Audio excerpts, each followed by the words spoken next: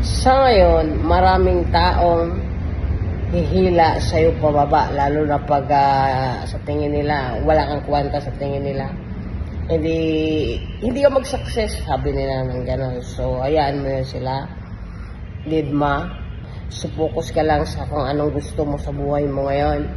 Sigurado ako, ngayon nagdudosa ka, naghihirap ka, alam ko yung pinagdaanan mo ngayon, alam ko ikaw, yan ang iyak ka na lang, diba? Nahirapan ka na, diba?